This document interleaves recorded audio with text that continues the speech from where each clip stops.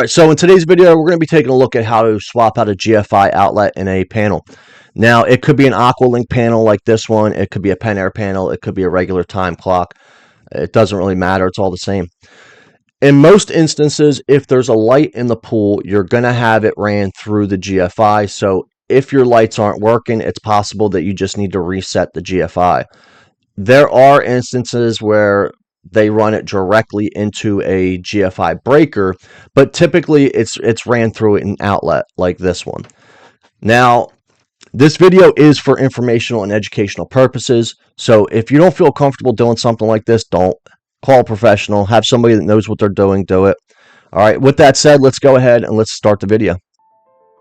So the first thing you'll see me do is, because I know that the lights are ran through the GFI outlet, I go ahead and I turn the lights in the pool on, and then I start flipping breakers until I see the lights go off. It's just one way of making sure that I got the right breaker, and then I'll actually go a little deeper into that. I'll try to I'll reset or test. I'll test the outlet, and then I'll try to reset it. That's just another way of figuring out if there's power going to it. The best way of figuring that out is by pulling off the panel, tracing the wire, and making sure that you have the right breaker. Another thing you could do is you could put a meter to it as well, which you'll see me do later in this video. But again, I pull the panel off because you have to get to the back of it anyways, so why not pull the panel off to begin with, right? Now I'm going to go ahead and I'm going to unscrew the two screws that are holding everything together. So the way that this is mounted to the panel is it kind of sandwiches itself together. So you have the plastic housing on the outside, there's screws that go through that, and then they screw directly into the back of the outlet, as you can see here. So I just continue to unscrew those. Once I pull those out, now the outlet itself is free and I can move it and bring it out. Now you'll see me trace the wire and kind of double check the outlet that it doesn't have power. This is something that that I should have done to start with. I should have done it before I even really started removing the screws and everything like that. However, I was confident and I did know that that was the right breaker. But that's something that you would normally do before you kind of get started. And then also, again, put a meter to it and make sure. Now, it's a little difficult to get the meter on the hot wire, so you would kind of have to pull it off anyway to check it. Here you'll see that I have line and load on the outlets. So your line is going to be your feed coming from your breaker. That's basically what's feeding the outlet. You're going to have a hot and a neutral on your line side, and then your lights are going to be connected to your load side. It's similar to a time clock. If you've ever wired up a time clock, you have a line and you have a load. So again, the line is coming from the breaker. That's your power coming to the outlet, and then your load in this instance would be my lights. My lights are going to be on the load side of the outlet. Now here you can see I'm just throwing a meter on it just to double check, safety. I make sure that there's no power going to this outlet before I really start to unscrew and to dismantle this outlet. I first start off with the line side, which is again my power coming from my breaker. I disconnect that, and the easiest way to do this is to kind of plug and play. So I'll pull one wire coming off of my old outlet, and then I'll put it onto the new outlet, because it's a lot easier. You don't really get mixed up, and I won't have to trace wires. So let's say that I didn't do that. I just disconnected everything and then went to hook everything up.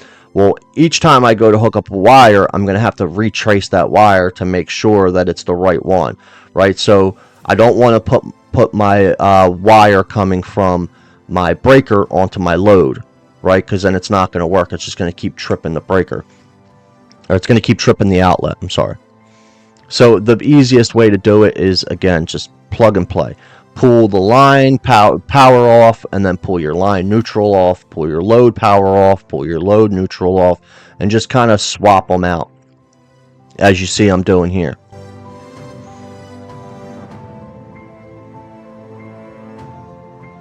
So I just keep going with it. You are going to have a hot and a neutral side. Your neutral side is typically going to be your silver. They're color coded, so if you look at the outlet itself, you'll notice that the neutral is silver, and then on the other side, on the hot side, it's gold. And again, on the back of the outlet itself, it will say hot wire and it'll say neutral wire. So it is color coordinated as well as labeled on the back.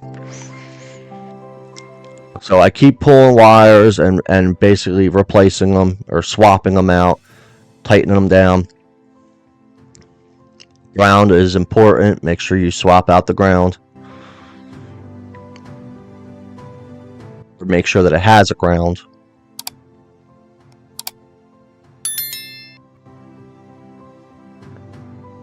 And real quick, guys, if you get anything from these videos, please feel free to like and subscribe. It helps out the channel a lot.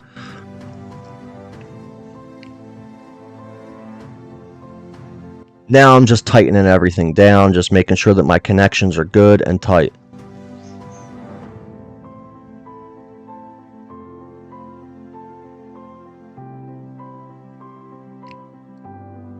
I always throw tape around my outlets or switches or anything I do. This is for a few reasons. One, it lets me know that I was the last one to do it, because I always do that. Two, it helps with any loose wires or anything like that can get in and touch the leads that are on there. Also, the box itself is metal. So if anything touches, or a loose wire or something like that, I don't want it to short out. So it kind of protects the outlet as well. And again, it's like an indicator to let me know that I was the last one. So if I come back to this outlet and I need to do something and I notice that there's no tape around it, well, then I know that somebody else was in there. Now, a lot of guys do that, so that's not really, definitive, because the person behind, somebody could have came in and did something and then just taped it up like I did. But usually I can kind of tell because of the way that I tape it. So now that I have it taped up and I have everything connected, I'm just kind of roughly getting the outlet in place. And then I'm going to take that screw and I'm going to push it through the panel hole. And then I'm going to try to line it up with the screw hole on the outlet itself. And I'm just going to get it started just so that it kind of holds itself in place. Here you'll see that I have the top one already started, and now I'm starting the bottom one. And it's that middle threaded hole. That's where you're going to attach it to. And again, the way that it kind of works is you're kind of sandwiching those two pieces against the outside of the panel. Now I'm just going through and tightening everything down. There is a gasket that goes inside.